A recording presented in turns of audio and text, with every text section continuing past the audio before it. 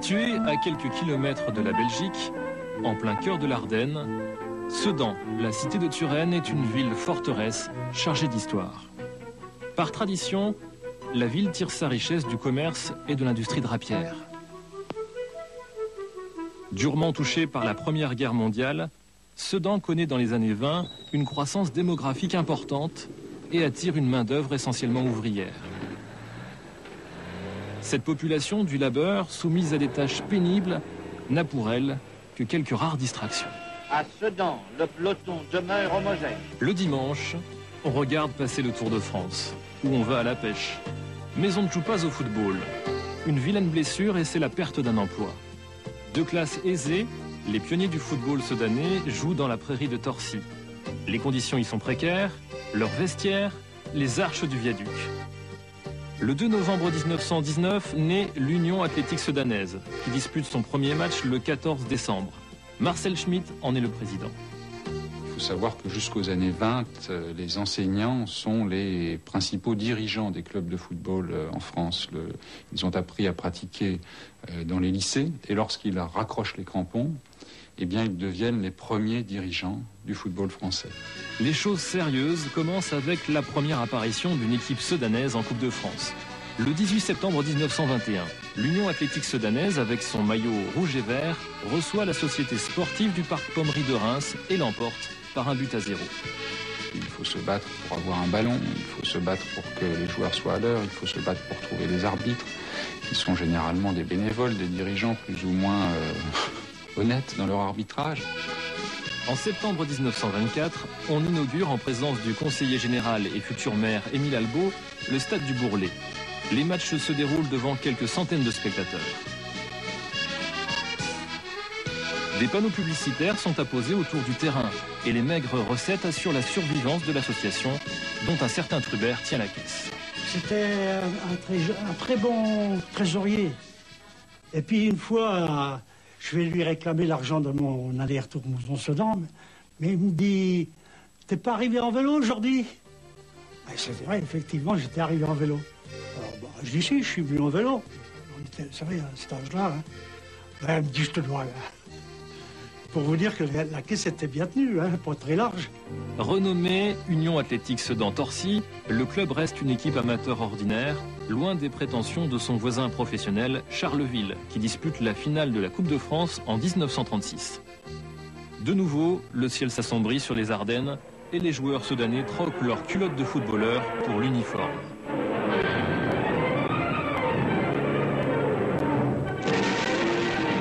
Le 13 mai 1940, c'est la percée de Sedan. La ville est une nouvelle fois détruite, brûlée. Sous l'occupation, la population s'organise, les temps sont durs et les denrées rares. On joue encore au football. En mars 1944, l'équipe de Mons, emmenée par Roger March et Pierre Flamion, bat Sedan par 2-1 en finale du championnat des Ardennes. Libérés le 6 septembre 1944, meurtris par les séquelles de la guerre, les Sedanais, avec courage, doivent reconstruire leur cité durant de longues années. Qu'est-ce que c'est que les Ardennes en 1948? C'est encore largement un champ de ruines. C'est encore un pays traumatisé, non seulement par les destructions, mais par l'image qu'on lui a collée. La honte de mai 40. Une honte pour laquelle les Ardennais n'y sont vraiment pour rien. On leur a collé ça. Le retour de nombreux industriels, notamment dans le textile, facilite le plein emploi. C'est dans ce contexte favorable que les frères Laurent créent les draperies sedanaises. Le travail à ce moment-là ne manquait pas. Nous avons facilement progressé et petit à petit, nous nous sommes intéressés au sport. Et les dirigeants du football sont venus comme toute équipe à ce moment-là, collecter dans notre entreprise. Comme nos affaires fonctionnaient parfaitement bien, nous avons été soi-disant généreux pour l'époque. Le trésorier, M. Trubert, a dit ces gens-là, il faut aller les chercher parce que dans le fond, ils peuvent faire du bien pour notre équipe qui était à ce moment-là en promotion d'honneur. Et là, tout d'un coup, toute l'espérance ardennaise, le mot n'est pas trop fort, va se cristalliser autour de ce club. Dans le Nord, Nous avions bien sûr un représentant commercial qui s'appelait M. Varembourg, qui nous a dit, mais moi je connais un directeur d'école qui pratique un football, c'est un ancien professionnel de Lens, et je pense qu'il cherche une occupation et il voudrait trouver bien sûr de quoi assurer son avenir. On a même été surpris quand on a su que c'était du Gouguez qui venait. C'était un avant-centre assez dur, puis moi j'étais un arrière central assez difficile, alors qu'on a commencé par s'engueuler, quoi. Et sur le terrain, puis à la fin du match, il m'a dit simplement « Ah ben toi, je te garderai avec moi dans mon équipe. » Ton équipe? Ben oui, tu sais pas que c'est moi qui viens entraîneur à Sedan. Je dis non, j'en sais rien du tout, mon vieux. Après avoir fait un contrat d'entraîneur, ils l'ont embauché comme directeur du Mouton d'Or. Et puis, directeur du Mouton d'Or, et il faisait bien l'affaire. Après, il l'a nommé directeur des Draperies Sedanaises. Et puis, donc, ils ont joué en promotion, ils n'ont pas perdu un match. Ben oui, mais enfin, j'étais beaucoup plus fort. Hein. L'année d'après, en division d'honneur, c'était beaucoup plus dur. Parce qu'il y avait quand même Charleville qui était en... Je me souviens que le premier match qu'on a eu important à Charleville, ben, il fallait battre Charleville ou mourir. C'était vraiment quelque chose d'exceptionnel. Ce 13 novembre 1949, devant 3000 spectateurs, Carpentier, Chrétien, Nicolas, Roman, Cuzemire gagnent par 6-3. C'est l'événement dans les Ardennes. Désormais, la grande équipe, c'est Sedan. Le club s'envole vers le titre de champion de division d'honneur. Les frères Laurent ont vu juste en engageant Dugoguez, l'instituteur de Carvin, entraîneur-joueur à la pointe de l'attaque, il se révèle un extraordinaire meneur d'hommes. Dugoguez, lui, il avait une conception d'un hurrah football, d'un football avec des grandes passes, et conjuguant, contrairement à tout ce qu'on a dit, une technique individuelle du joueur et une technique collective.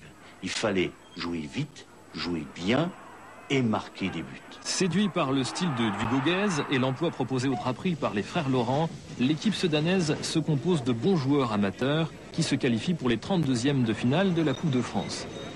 Footballeurs ouvriers et ouvriers supporters découvrent le haut niveau. Nice, premier de première division, Sedan, équipe amateur. Bien sûr, quand je suis revenu du tirage au sort, il y avait une réunion du comité. Et alors, je me suis fait mettre en boîte en disant, mais vous avez ramené Nice, vous auriez quand même pu ramener un club. Ben, je dis Nice, mais pourquoi pas? Ben, Nice, on va les battre. Ils se sont crus trop forts, puis on les a pris en compte. Une fois, on les a torchés.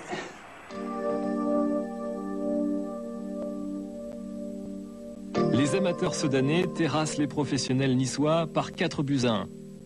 La presse nationale est unanime. Ce 8 janvier 1950, 11 footballeurs balayent la grande histoire. L'Ardenne peut être fière.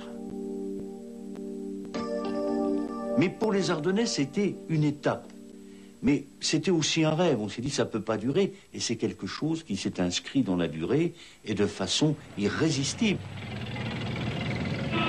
Qualifié en 8e de finale de la Coupe de France contre Montreuil, le match oppose les deux dernières équipes amateurs encore en lice.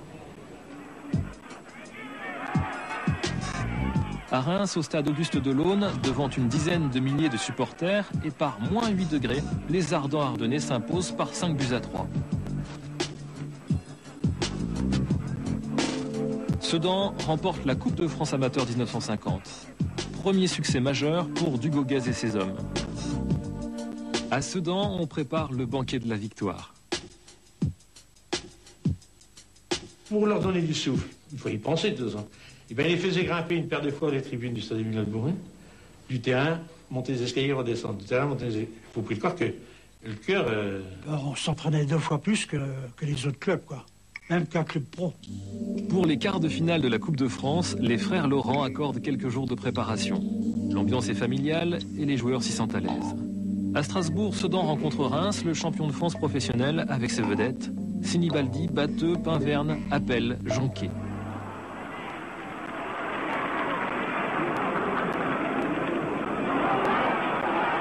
Les Sedanais jouent sans complexe. Malheureusement, ils butent inlassablement sur une défense de fer emmenée par un certain Roger Marche, le sanglier des Ardennes.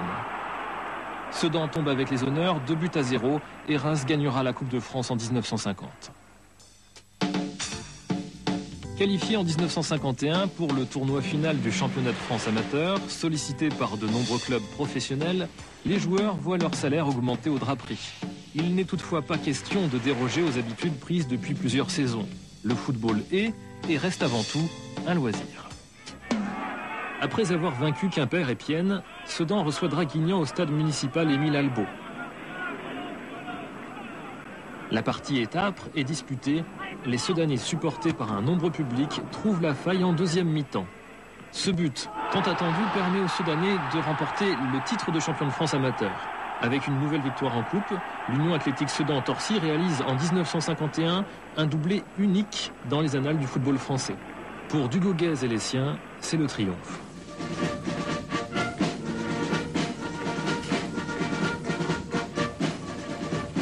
La municipalité et les dirigeants du football français tiennent à récompenser cette équipe qui donne l'exemple et qui innove. Sedan crée la même année une école de foot. Son avenir et sa survie en dépendent. La formation devient capitale pour un petit club aussi ambitieux.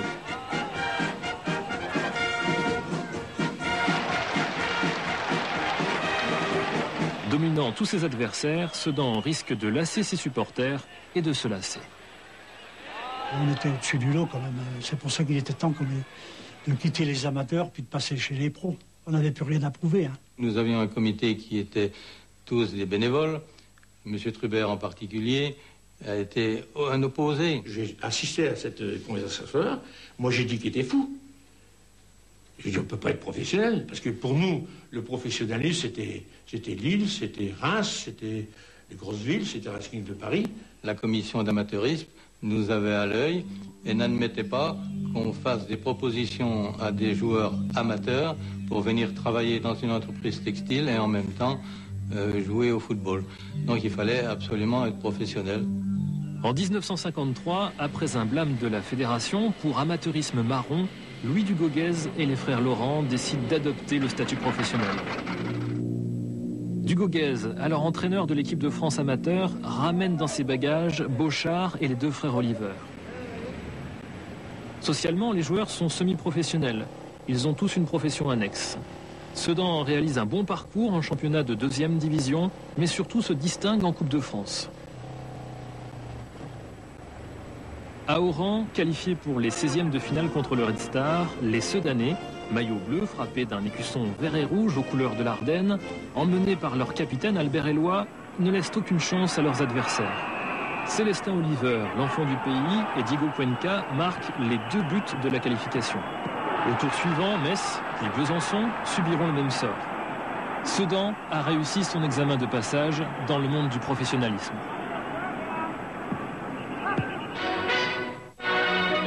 Demi-finale de la Coupe de France de football à Colombes entre les équipes de Marseille en maillot blanc et de Sedan.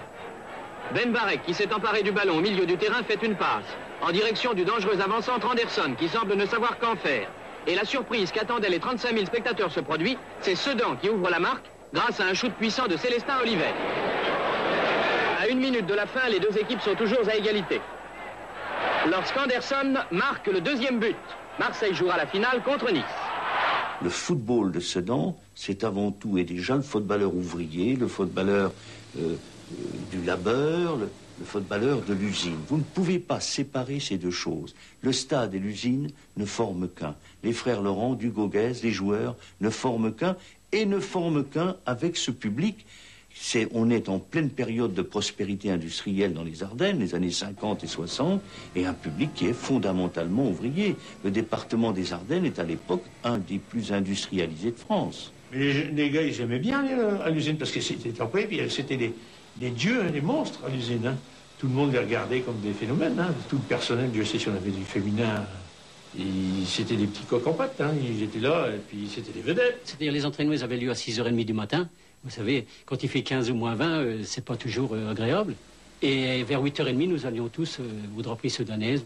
Et puis après, nous allions manger midi et demi, 1h, 2h de l'après-midi. On recommençait jusqu'à 5h30. Après 5h30, nous retournions en entraînement.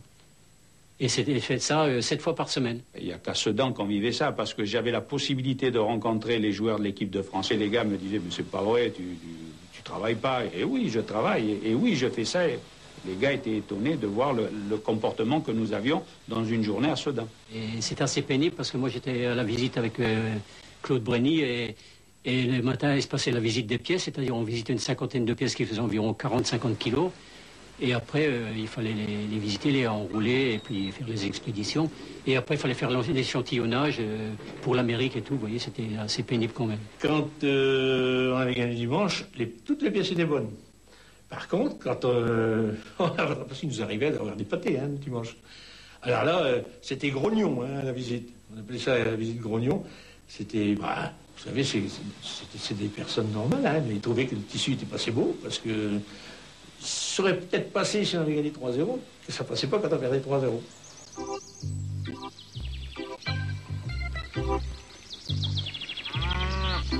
La France se passionne pour ces Sedanais à l'esprit si original. Cocteau écrit « Savez-vous la signification du mot amateur ? Celui qui aime ce qu'il fait. Voilà pourquoi vos jeunes amateurs se couvrent de gloire et deviennent des professionnels. Je leur souhaite de rester toujours des amateurs, en secret. » En Division 2, l'équipe reste invaincue de longs mois. La chevauchée sedanaise est devenue l'attraction majeure du football français. Qu'importe le stade de Reims et Copa, chaque dimanche, les radio-reporters guettent la première défaite du leader ardennais. Oliver shoot en force, Ab se détend et part magistralement.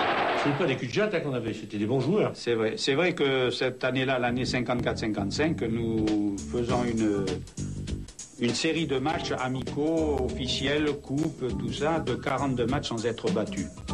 Et ça, je crois que c'est quelque chose de très gros pour une équipe. Les équipes aspiraient à nous battre, c'est normal, c'est le sport, mais on faisait souvent la différence en deuxième mi-temps parce que physiquement on était prêts et on était mieux préparés que les autres. Il y avait quelque chose, parce que pour en arriver là, quand même, souvent je me pose la question si physiquement on n'était pas au-dessus de la moyenne quand même, parce que pour arriver à faire les entraînements, 2 entraînements par jour, parce que le matin on faisait quand même entre 12 et 15 km le matin, et puis après, entre aller au boulot, peut-être que la santé des Ardennais, bon à cette époque-là, et le choix de l'entraîneur, ça avait fait qu'on avait une super équipe.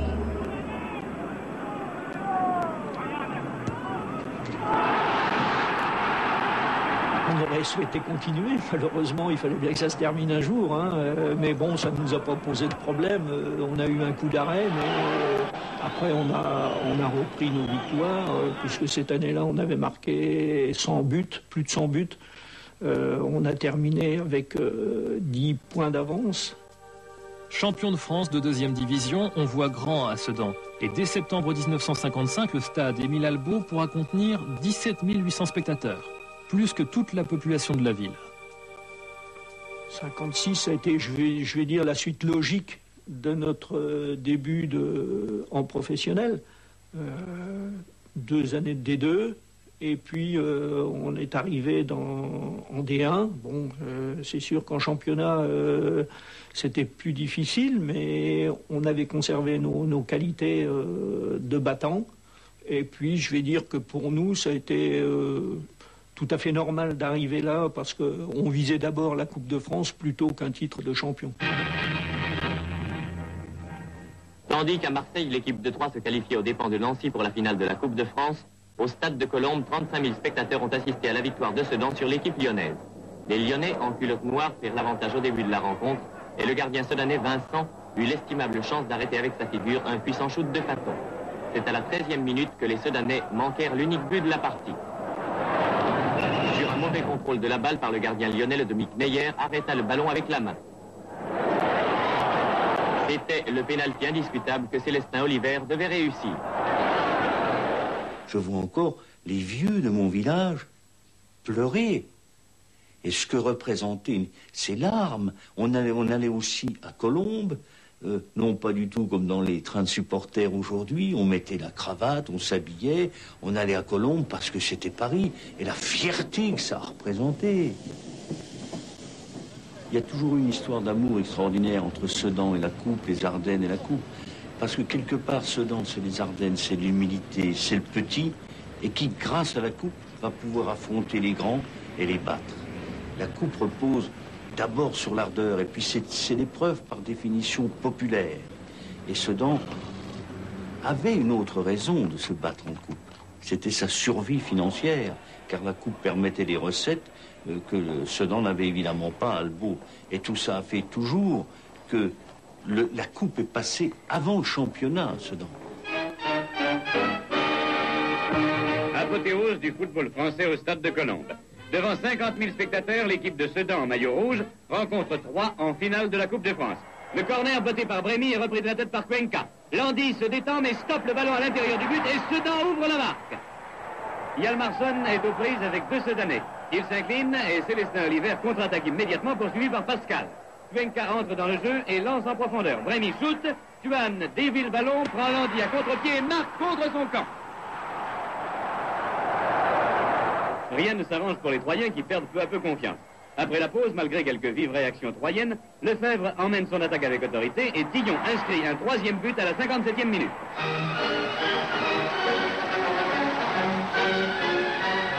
Oui, c'est le départ pour le classique du tour d'honneur pour les acclamations. Mais cette fois, les Soudanais sont doux, car leur porte-bonheur, le sanglier des Ardennes, fait aussi un tour d'honneur à sa part. La première des choses, c'est que je l'ai amené à l'usine. La coupe a été...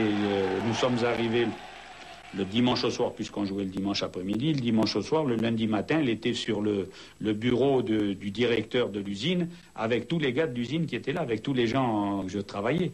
Ben, il l'avait gagné comme nous, parce que c'est vrai qu'à l'usine, les gens ne nous enviaient pas. Ils étaient heureux d'avoir les footballeurs avec eux. Je sais que j'avais 3 bons copains qui étaient là et qui avaient l'impression que lorsque je jouais un match, c'était eux qui le jouaient. Et ça, c'est formidable. Parce que la coupe appartenait un peu à tout le monde. Hein, et bon, d'abord, elle a circulé à travers les services de l'usine. Et puis ensuite, elle a fait un stage chez la plupart des commerçants de la ville. Et ça a été la fête pendant un mois ou deux, je pense. Les dirigeants s'aperçoivent bien vite qu'une page est tournée dans l'histoire du club, que les temps de l'aventure sont révolus. La plupart des héros sont partis ou ont pris leur retraite. Il faut donc chercher d'autres joueurs. Les frères Laurent rencontrent de nombreux problèmes pour équilibrer leur budget. Ils transfèrent Célestin Oliver à Marseille et engagent de nouveaux joueurs qui ont pour nom Noah, Perrin, Salem, Mouchel. Tous ces nouveaux, qu'ils soient amateurs ou professionnels, acceptent de travailler. Les hommes de Dugoguez tiennent leur place dans le football professionnel. Ils se maintiennent entre la 5e et la 11e place en championnat de 1957 à 1960. Comme par le passé, les clés du succès sedanais s'expliquent par des footings et des séances de gymnastique matinale.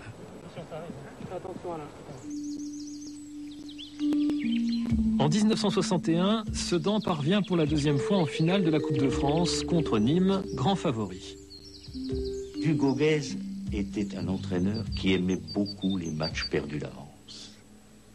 C'était l'homme des défis, Dugoguez, et qui, en quelques mots, dans cette petite auberge des Ardennes belges, il leur dit, les gars, bon, vous avez perdu, vous êtes déjà en finale, mais vous allez gagner.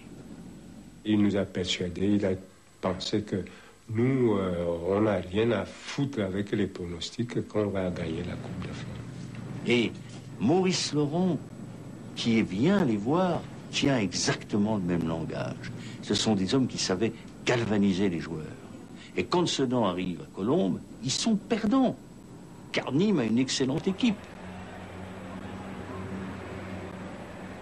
Marcel Mouchel, je m'excuse de vous prendre au débeauté. Quelles sont, à votre avis, les forces de Sedan vis-à-vis de Nîmes?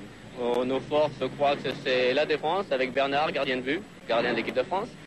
Une très bonne ligne d'ennemi et puis la vivacité de notre ligne d'attaque. Je crois que ce sont nos principales armes. Ça paraît suffisant en effet. Monsieur Michel Debré était un des 40 000 spectateurs venus au stade de Colombes assister à la finale de la Coupe de France. Sedan, maillot à manches blanches, était, on le sait, opposé à Nîmes. À la 15e minute, Fulgenzi marquait le premier but malgré le plongeon de Rosa. Au début de la 2e mi-temps, les Nîmois réagissaient brillamment, mais la défense sudanaise était vigilante. À la 74e minute, Salem et Salabert se gênaient, Brény dégageait la balle et battait Rosac, sorti de ses buts. Salabert adressait un très bon centre à Salem, Rosac tentait d'intercepter, mais Salem posément marquait un 3e but à la 82e minute. Nîmes allait marquer à la 86e minute sur corner un but réussi de la tête par Constantino qui sauvait l'honneur. Mais la coupe, pour la 2e fois, était gagnée par Sedan. La fin du match, ça a été un geste très spontané de ma part de me diriger vers le père lui, parce que c'était le père lui. En 1956, la coupe sacrait une épopée. En 1961, la coupe consacre une équipe, un entraîneur, un club en pleine maturité.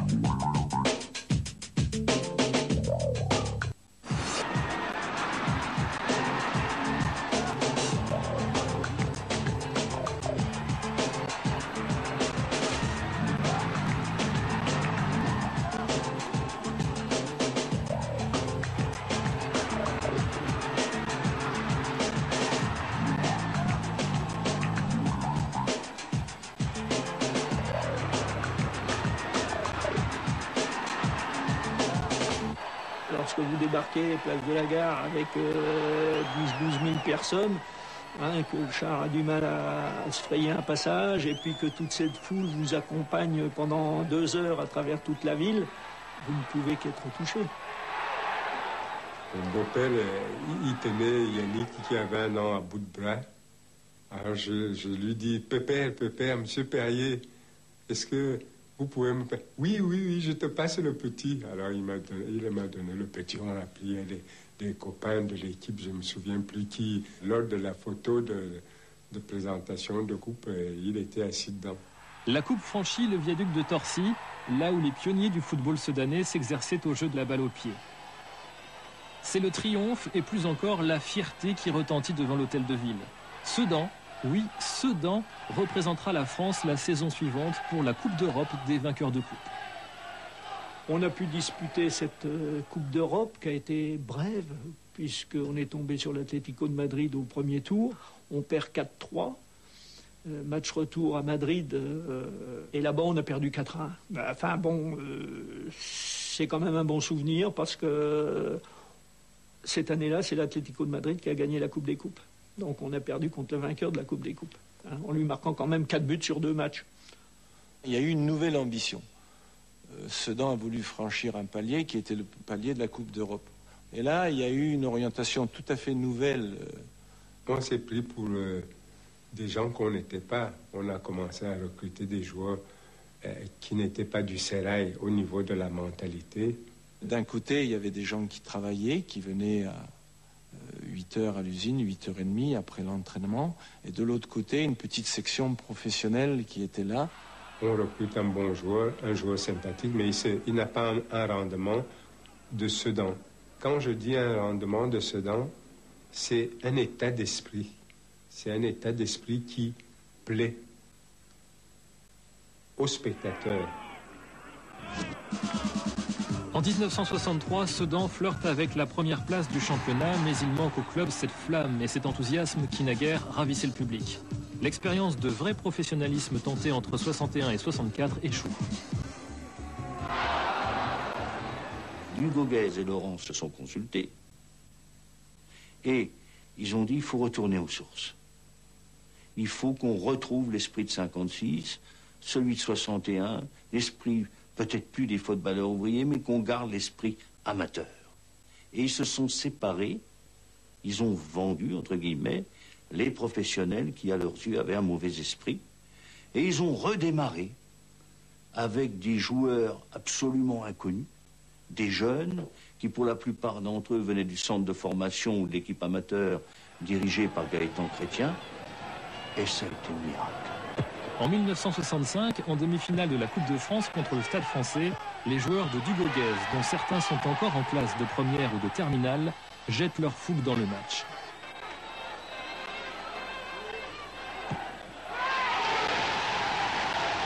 Les Lemaire, Tordeau, Roy, Herbé jouent avec l'insouciance de leur âge. Cette équipe Biberon fait un match héroïque et l'emporte par 4 buts à 3. Là, Dugoguez s'effondrera en larmes sur le banc de touche pour la première fois de sa carrière. Parce que ces gamins amènent son équipe en finale. Énorme ambiance cet après-midi au Parc des Princes qui était bien entendu archi-comble. Près de 40 000 spectateurs étant venus assister à cette finale. Les Sedanais sont beaucoup plus rapides dans ce début de match. Marie, âgé de 19 ans à peine, celui qui a la balle, va placer un tir terrible, pratiquement à ras du poteau et presque dans la lucarne. Et à la 11e minute du match, contre toute attente, il faut bien le dire, Sedan mène par 1-0. Toutes les attaques qui viennent de la gauche, c'est-à-dire du côté de Roy, sont dangereuses. Et ici, sur l'une d'elles, Roy centre au cordeau, Perrin est là. Et à la 15e minute du match, il semble bien que la coupe soit sedanaise. Ici, Asensio est assez heureux, 2 contres favorables, Tordeau tarde à sortir, la balle est au fond des filets et à la mi-temps, Sedan n'a plus qu'un but d'avance sous les applaudissements de M. Pompidou. Sur cette action amorcée par Cardiette, poursuivie par l'oncle et la tête de Rodiguero qui met les deux équipes à égalité, les choses en resteront là. Il y aura la prolongation. La prolongation, on avait des pattes, parce que Louis nous avait préparé pour ça, on était très frais au point de vue pattes. La preuve, c'est qu'à 3-4 minutes de l'affaire, Yves Herbé se permet de s'enfoncer dans la défense de Rennes, de passer 3 défenseurs et de se faire faucher. Moi, j'en rêve encore la nuit. 40 ans après, c'est le grand regret de ma carrière de sportif, c'est cette image de l'arbitre qui court et qui montre la limite de la surface en nous donnant un coup franc qui n'a rien donné d'ailleurs. C'était vraiment la grosse déception. Il n'y avait pas de tir au but, et donc les finales étaient rejouées. Or, moi, je trouve que faire rejouer à des gamins une deuxième finale, avec toute la tension nerveuse que cela suppose, la récupération a été trop courte.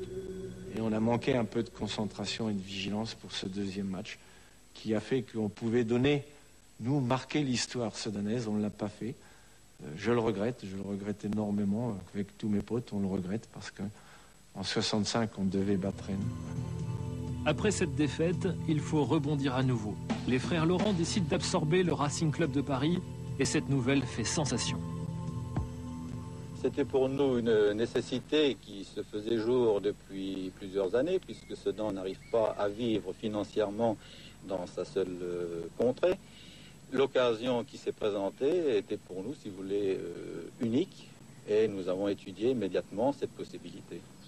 Pour des professionnels, on pensait que c'était bien, mais quand même, quelque part, on avait l'impression que c'était un mariage contre nature. Et je ne peux pas parler pour le groupe, mais on avait quand même le sentiment qu'on perdait notre identité.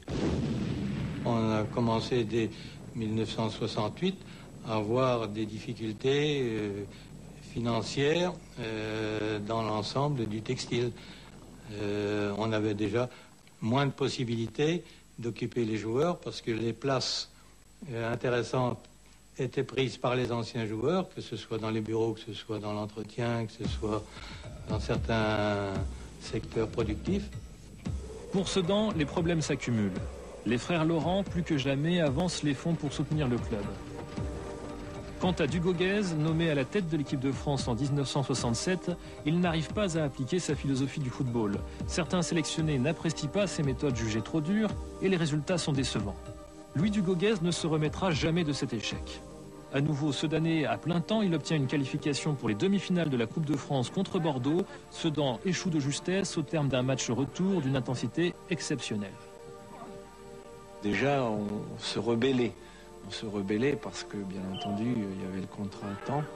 Et avant le match de Bordeaux à Sedan, M. Dugoguez avait dû résoudre un problème de prime avec les frères Laurent, et ça n'avait pas été facile. Fatalement, Sedan était condamné, dans la mesure où, Sedan n'ayant très peu de recettes, Sedan ne pouvant vivre et survivre qu'en vendant ses joueurs, le contrat à durée déterminée va évidemment crucifier Sedan. Ça a été un changement historique et fondamental lorsque d'un footballeur lié à vie, on passait à un footballeur lié par un contrat à durée déterminée. Il est certain que pour Sedan, ça a été une période difficile. Affaibli, menacé de rachat par le Paris Football Club, Sedan, grâce à l'appui de ses supporters et du département, parvient à conserver son autonomie. Le Racing Club Paris Sedan est mort.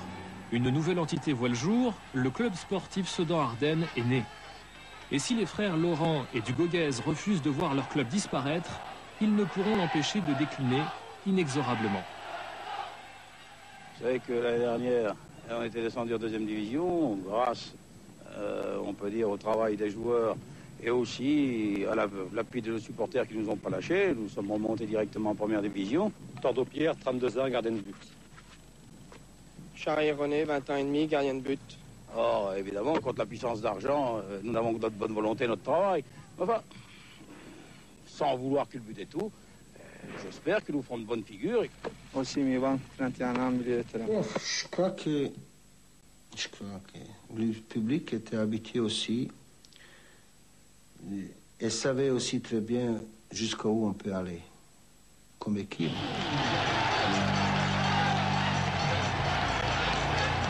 Avec Osim, M. Louis abat sa dernière carte. Le Bosniaque, par ses passes millimétrées, fascine les spectateurs. Les Soudanais réalisent encore quelques coups d'éclat. Marseille, Reims, Nice chutent lourdement.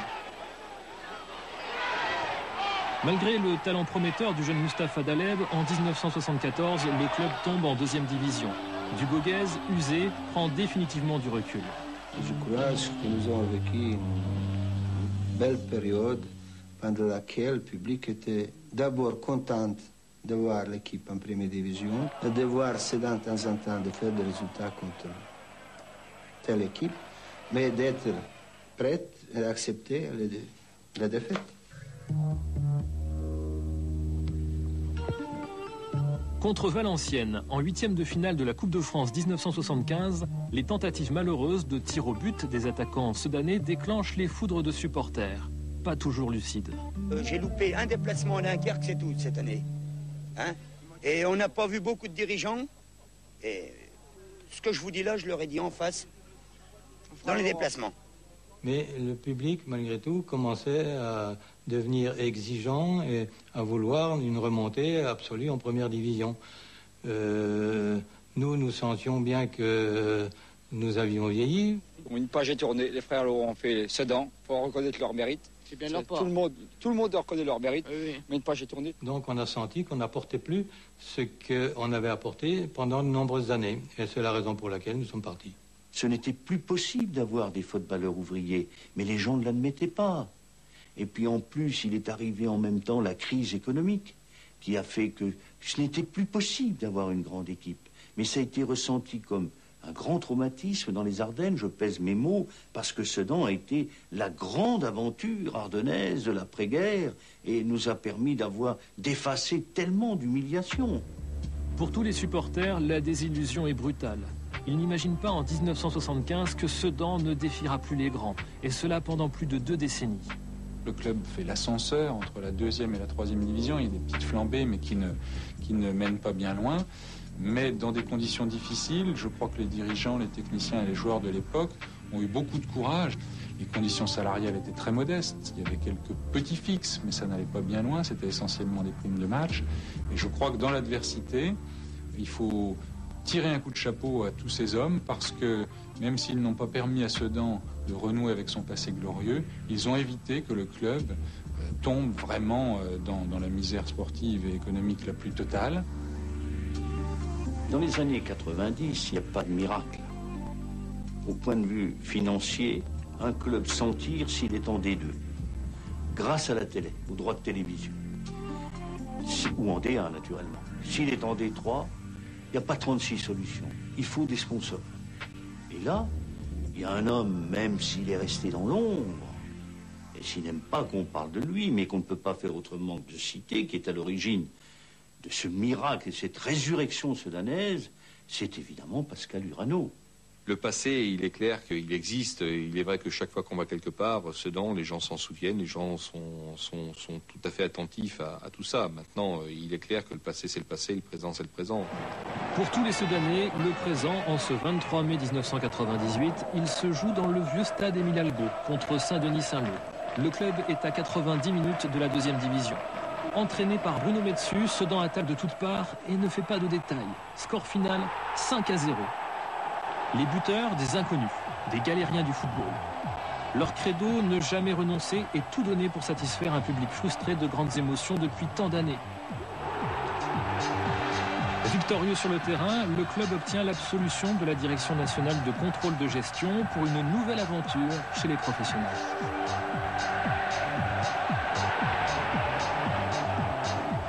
Le stade était plein.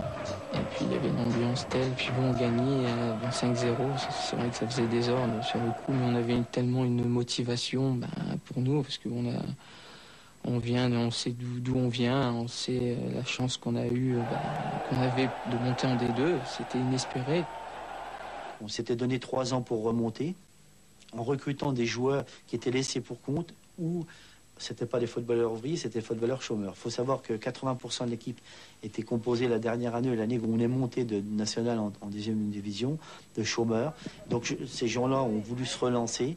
On était tous dans des clubs plus ou moins huppés, mais on ne jouait, aucun de nous jouait dans ce club. On avait une place de titulaire, donc Bruno Metsu à l'époque nous a fait tous venir ensemble en tentant à Paris de changer une dizaine de joueurs.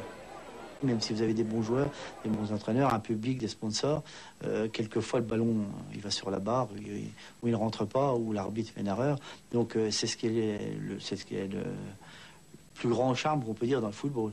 Donc on ne peut pas maîtriser tout comme dans l'entreprise. C'est une entreprise qui est régie de la même façon au niveau gestion qu'une entreprise classique. À part la simple chose, c'est que les dépenses sont certaines et que les recettes sont aléatoires. Avec 8 millions de francs de droits télé, le tiers du budget du club en 2e division, Patrick Rémy, le nouvel entraîneur, vise le maintien. Cet ancien joueur professionnel d'Auxerre et de Metz connaît bien le football et ses exigences. La prudence est de mise. Au printemps 99, après une impressionnante série de 9 victoires, Sedan et son fidèle public sont à la porte de la 1re division. Le football sedanais repointe son droit au plus haut niveau. En Coupe de France, qualifié pour la demi-finale contre Le Mans, c'est l'engouement populaire. 13 500 spectateurs dans le stade, près de 10 000 au pied du château, devant un écran géant installé par la ville. Dès le début du match, Sedan s'enflamme et forcément se découvre. À la 40e minute, l'avant-centre du Mans, Bakary, à la lutte avec Satora, est retenu dans la surface. C'est le pénalty incontestable et l'ouverture du score pour Le Mans. Sedan pousse, mais se fait peur. Il ne reste plus qu'un quart d'heure. Qu'un dépose alors un ballon sur la tête de Diroko. Prolongation.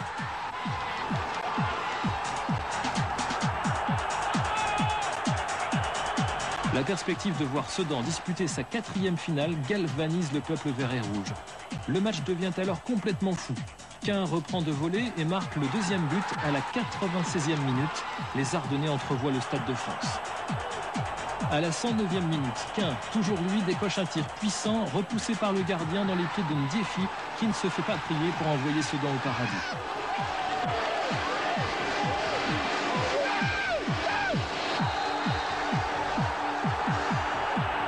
C'est sans compter sur les réserves de l'équipe adverse. Le Mans réplique par Chagnaud à 5 minutes de la fin.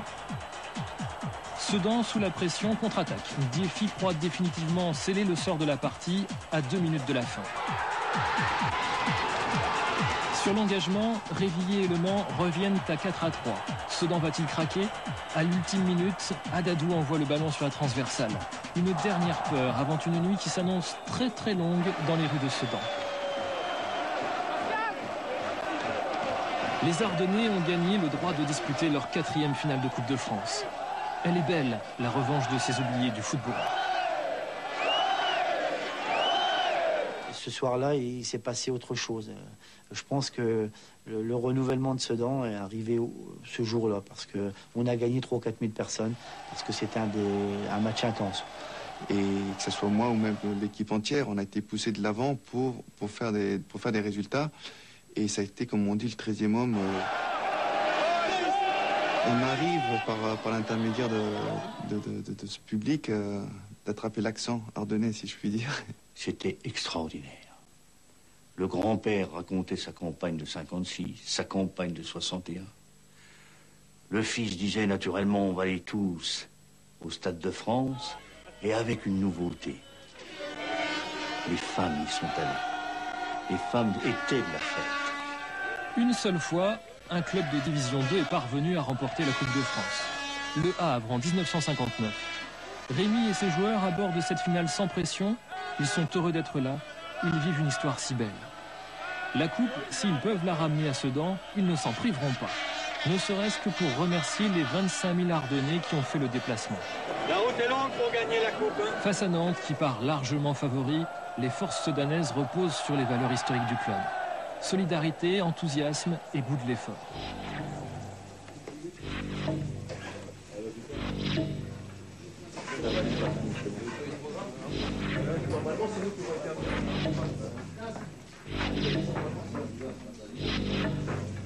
Un quart d'heure.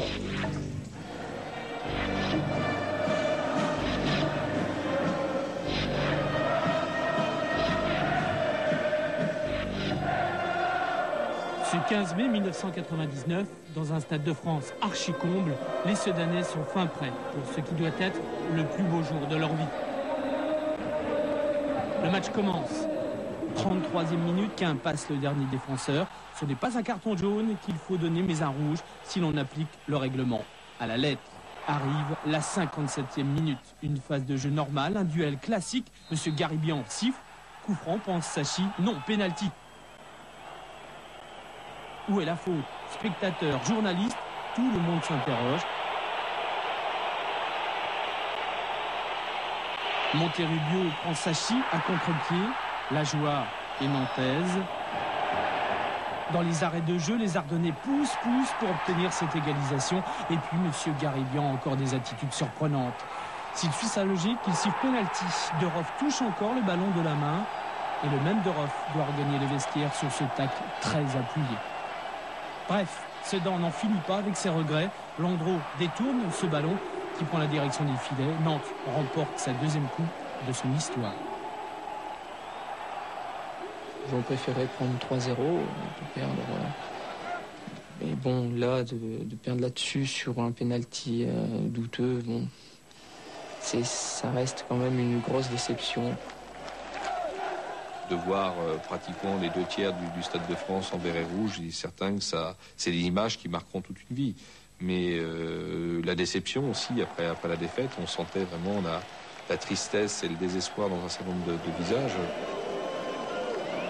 En tant que joueur, on avait vraiment une revanche à prendre.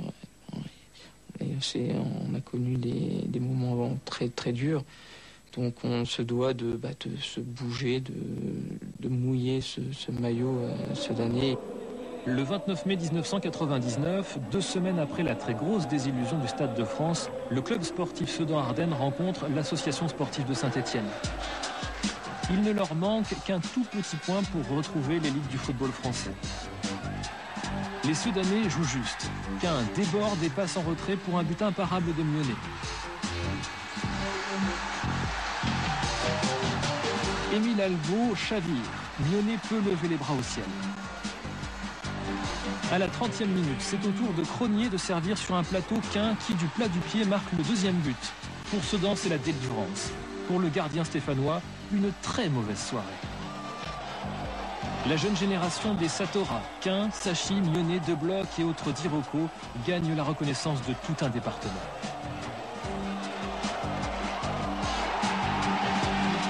Sedan, après une longue nuit qui a duré 25 ans, retrouve la première division. Au terme d'une soirée mémorable, l'indissociable trio Urano, Bérard, Roumi remporte son premier pari. Avec la construction d'un nouveau stade financé par les collectivités locales et un budget qui sera l'un des plus petits de la première division, l'histoire pour Sedan reste à écrire.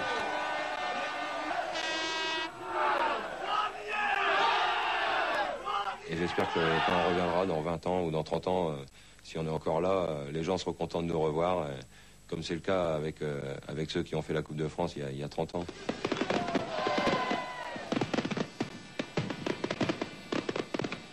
club comme Sedan ne peut pas mourir parce qu'il a été exemplaire pendant plus de 20 années.